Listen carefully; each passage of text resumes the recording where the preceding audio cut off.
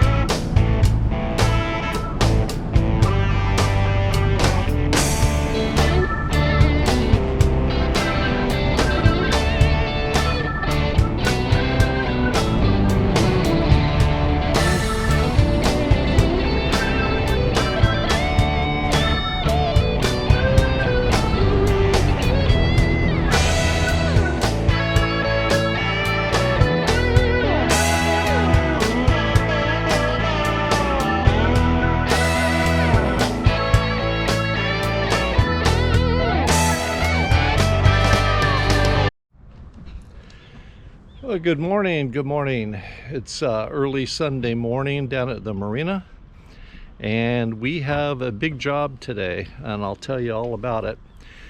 So the halyard that raises the mainsail is a cable and rope combination. I want to run a new halyard to the top. However, I don't want to use the cable and rope combination. So what I want to do is, there are two ropes, and you probably won't be able to see this, but there are two ropes or halyards that go through the top of the mast, that run through the mast. And one is the cable for the mainsail. This is the mainsail here. And the other one is the rope that keeps the head sail attached securely to the top of the mast, way up yonder. And what I want to do today, or try to do, is to swap them out and substitute a rope halyard for the cable halyard, and then replace the rope on the other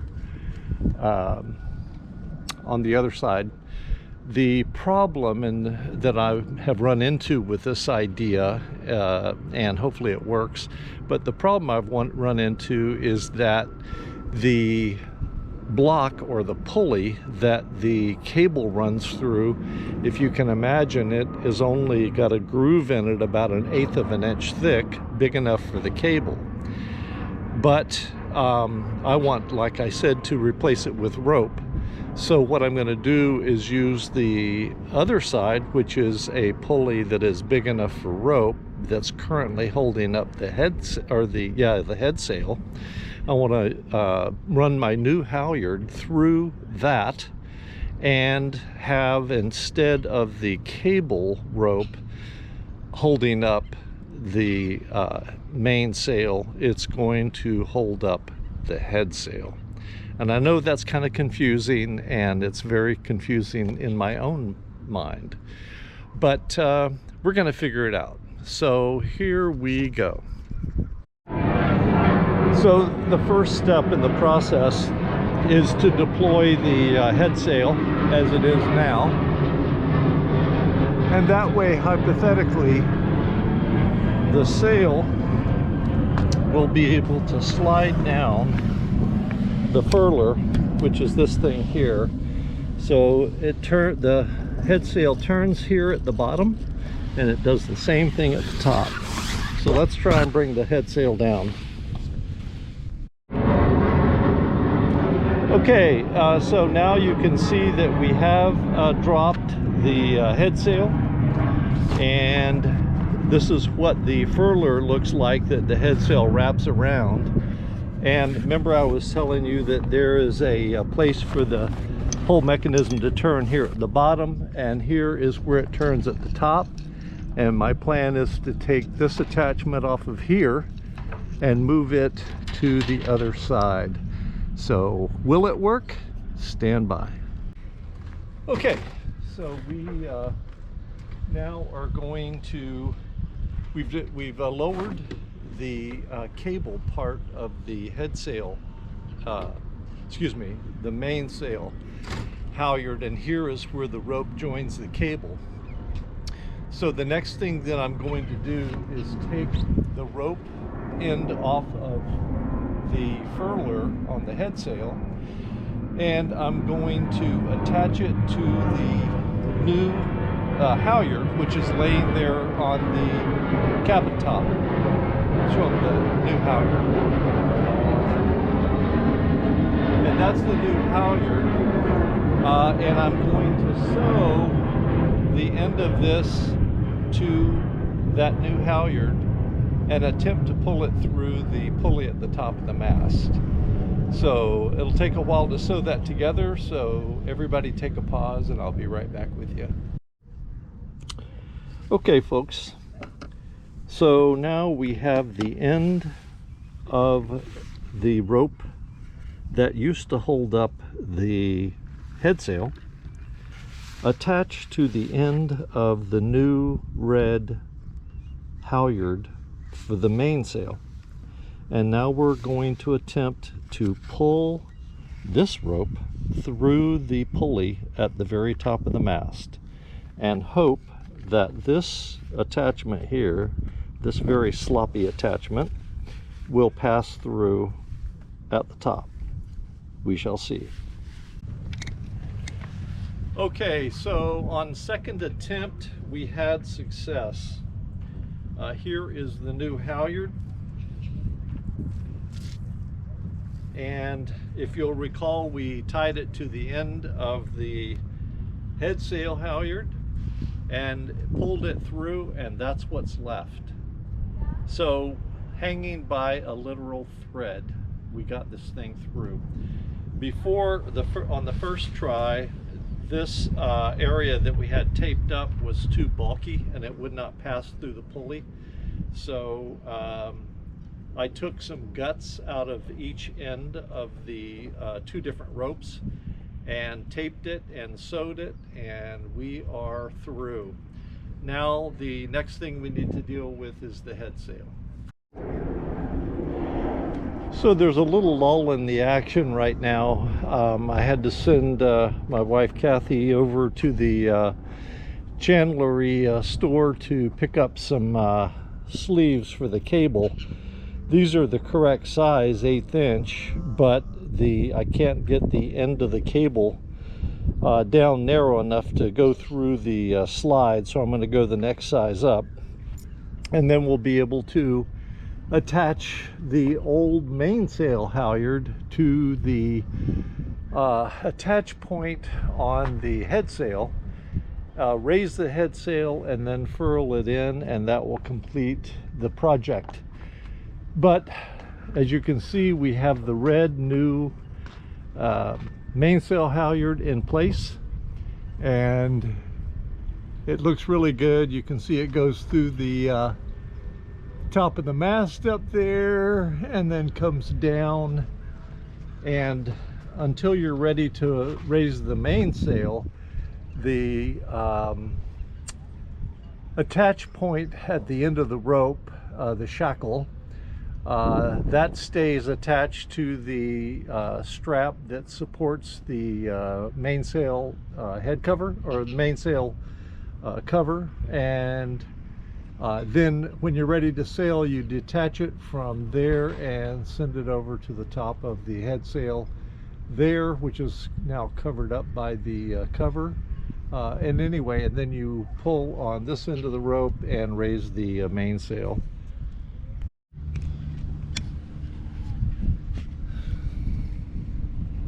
Hi.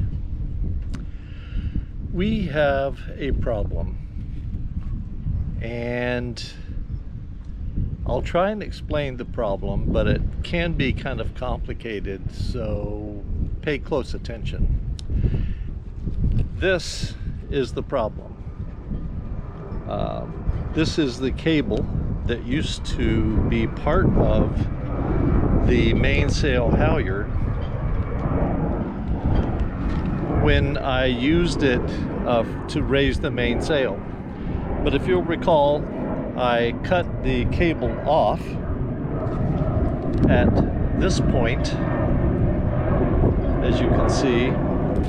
And while I was waiting for my wife to come back from the chandlery with the necessary hardware I needed to put a loop in the end of this cable so that I could tie it to a rope and use it to elevate and keep at the top of the mast the head sail, I had the end of the cable taped to the mast underneath the sail cover there, and the tape gave way, and with the amount of rope that I had temporarily attached to the end of the cable so that I could pull it down once I put the loop in it and attached it to the head sail, the tape gave way. The cable ran all the way up to the top of the mast, and then once it went through the pulleys on the top of the mast, it fell all the way back down here to the deck. So now maybe my problem is becoming a little clearer to you. So this cable needs to go back up where it came from so that it can support the head sail and keep it to the top of the mast. And there's only one way to get that cable up to the top of the mast, rethread it through the two pulleys and pull it down on the other side like it's supposed to be. And the only way I can do that is to climb way up there to the top of the mast and do what needs to be done.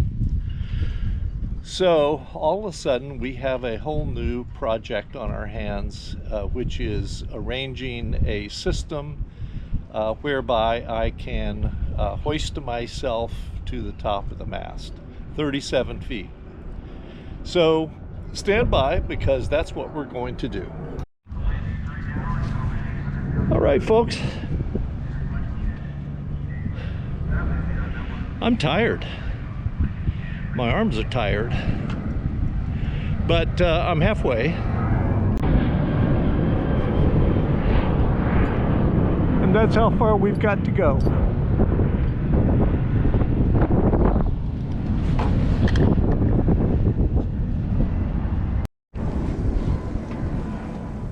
All right, here we are at the top of the mountain. You can see the channel, the entrance channel that you come back in from the ocean or go to. There's the marina. Do a little 360.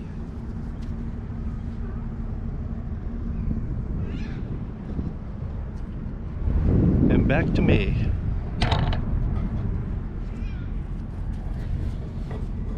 And that's what it looks like looking down on Kathy.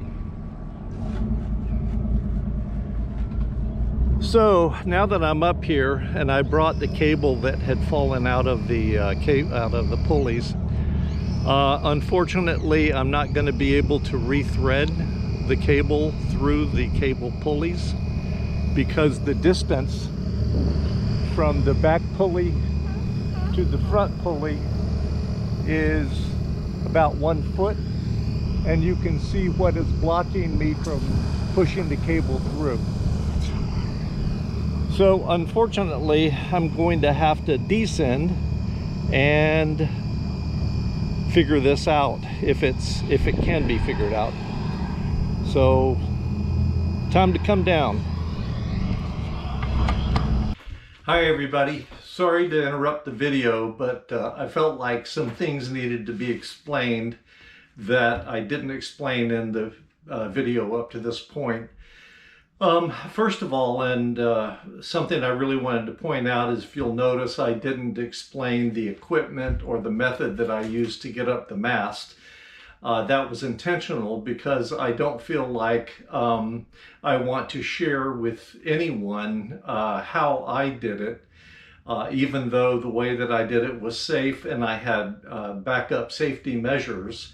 I didn't want to explain the equipment and how I did it on the off chance that somebody might try that same method and it not work for them.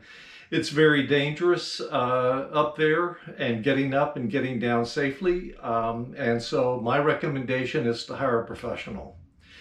But having said that, the other thing that I wanted to explain is the whole purpose, the whole reason that I'm doing all of these halyard exchanges. And the real reason and the best answer is that I need and want and am going to have a way to fly my spinnaker sail. And for most of you, you probably know what a spinnaker sail is. It's the one that balloons out in front of the sailboat on a downwind conditions, and it pulls you along at a faster speed than you would otherwise. And it's also very beautiful. My spinnaker and most spinnakers are very colorful, and so I really want to do that. And so right now what I have is I have a new halyard, as you saw, that goes through the pulleys on the top, comes down, and I can raise and lower the mainsail very well now. The other thing that I needed to do, though, was to provide a way to support my head sail at the top of the mast to keep that sail stretched out all the way to the top of the mast. And that's where I ran into a problem with that cable coming undone, running through the pulleys and then falling on the deck. So now that I don't have that ability, and I wasn't able to rethread, so to speak, the cable through the pulleys in the top of the mast, I'm having to come up with a new plan and new equipment, hardware, method, on and on, that will allow me to support the head sail, furler, and at the same time will free up a pulley or a block, as they call them in our business. I'll be able to free up that pulley so that I can have a halyard that will allow me to raise and lower that beautiful spinnaker sail. So that's the whole reason that I'm doing this, and I just wanted to give you that explanation. There is a second part of this video following my blabbering, and that is about a emergency tiller that I had that was non-functional and was very ugly, and I did some modifications to it to make it usable. So if I do get into a situation where my rudder is or my the wheel at the helm is not operational, somehow or another the linkage comes disconnected, I can use this emergency tiller. So stay tuned for the second part of this video, and not in the next video because I'm going to be traveling, but in the one after that I will explain to you and show you how I'm going to overcome the top of the mast problems. And yes, it means that I'm going to have to go up that mast again at least one more time. So take care, enjoy, and please watch to the end. So this is a little side story about the emergency tiller handle that I'm working on here at home this weekend. The emergency tiller handle is used when and if the linkage to your rudder were to give way somehow and you had no rudder control.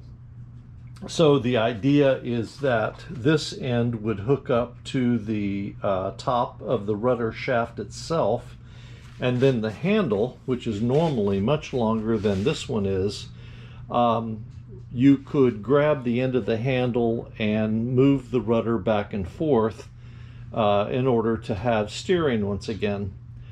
But when I bought the boat and found this handle, it was cut this short. And so I'm like, you know, you wouldn't have enough leverage. And the reason it was cut short, by the way, is that the distance from where the rudder shaft is, excuse me, to the pedestal where the steering wheel is mounted on, there was not room enough to have a handle any longer than this one. So what I did was rounded out the very end of it. I built another handle so that this could go on here like so, and you can then turn, or at least have better leverage when trying to control the rudder. So this will be epoxied into place once I get to that point. But what I wanted to show you, the main thing is that I've been looking at this metal part, the chrome part, and I'm thinking, what a shame that this is in this condition, because it can never be restored to the original condition or anything close to it. But this morning I took some metal polish, some car polish, and rubbing compound, and this is how good it can look, which is just absolutely amazing. So anyway, I'm going to finish cleaning up the metal, and then I'm going to sand and varnish the wood and just kind of reconstruct everything. So I thought I would do a little update video on the tiller, emergency tiller handle that I'm refinishing and making a handle for. This is what she looks like just as she's getting ready to be varnished. So the chrome piece is off and sitting here, nicely polished up and ready to go. And one of the things that I wanted to point out on this that was really just, I went through 3 pieces of wood trying to create this. And good wood too, by the way. This is oak here, and this is just a wood dowel. But what I tried to do initially was to do a one solid piece, to not have to put the handles on here. But using my router, I was able to do this nicely, the centerpiece. But the handles here, I could make them square, but using my router, using a chisel, and on and on and on, I went through it 3 different times and failed.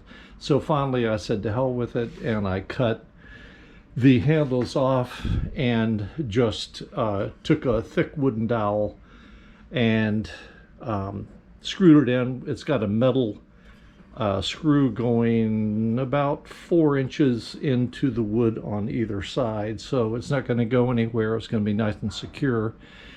And then I drilled a hole in the center and ran that peg up into it and reinforced it with some stainless steel nails. This is what it looked like, my attempt to do it with just one solid piece. I forget what kind of wood this is, but it's good quality wood. But like I said, the handles here, I was able to make them square, but then when I went to round them and round off the corners here using the router, you can see right here where it gouged into it, and there was just no kind of a guide that I could find that would allow me to do this entire project with the router. So I said, heck with it, and I did this. This is the varnish that I'm going to be using here, Man O' War Marine Spar Varnish. And I'm just going to use a cheap throwaway brush. I know that you're supposed to use a fine brush, but I'm not going to do that. And you may have heard me mention a few times about having built airplanes in the past, and I thought I'd show you this. I was just looking at it and showing it to a neighbor. But this is me before my first flight of my second airplane that I built. And this airport, if you're familiar with Southern California airports, this was at Brown Field down on the Mexican border. Obviously, since I'm talking to you, it was a successful flight. I'm wearing the orange flight suit because they say that it's easier to spot the body if you're wearing orange. So I was more than happy to do that because, you know, I don't want to be dead laying out in the desert and not having them be able to find me. So here's the second picture, and that's a picture of the plane after I put some red striping on it. And here is me and my friend, who's now passed away, flying up to Temecula, California. And I flew this airplane for about 7-8 years before I sold it. And now I'm into boating. So that's it for now. All right, here we are back on Lima Charlie, and the emergency tiller handle is finito. So I think it turned out, I'm going to go so far as to say this is probably one of the best outcome projects that I've ever embarked on. To think of how this thing was before, in that it was just this piece of wood here, which was in terrible condition, and then the metal, the chrome, for it to have cleaned up like this is just incredible. And lastly, the handle that I made, it certainly left a couple of things to be desired. I'm sorry that you can see where the end of the handle comes through, but I'm not heartbroken about that. The handles, as I explained before, I had to make out of wood dowels versus it being one long complete piece, but that's the way it turned out, and I am very happy with it. And now I will take you out and we'll hook this thing up, and I'll show you exactly how it works in case I should lose steering from my steering wheel, which I hope never happens. So hang on. Okay, so here we are out in the cockpit. You can see the steering wheel here, and you can see when I turn the steering wheel, it turns the emergency tiller handle. And when I move the emergency tiller handle, you can see it moves the steering wheel. So that's a good sign. That means that everything is hooked up and working properly, and I don't need to have this handle employed. And down here, you can see where it hooks up. This is the top of the rudder shaft here, and you can see that there's a bolt that goes through the emergency tiller handle into the fitting at the top of the rudder shaft. So once again, you lose steering, you take this and you sit here on your butt and guide the boat in the direction that it needs to go. So very happy with this. Great that it turned out like this. And now I'll have to find a place to mount it so that it doesn't get all screwed up like it was before I started this project.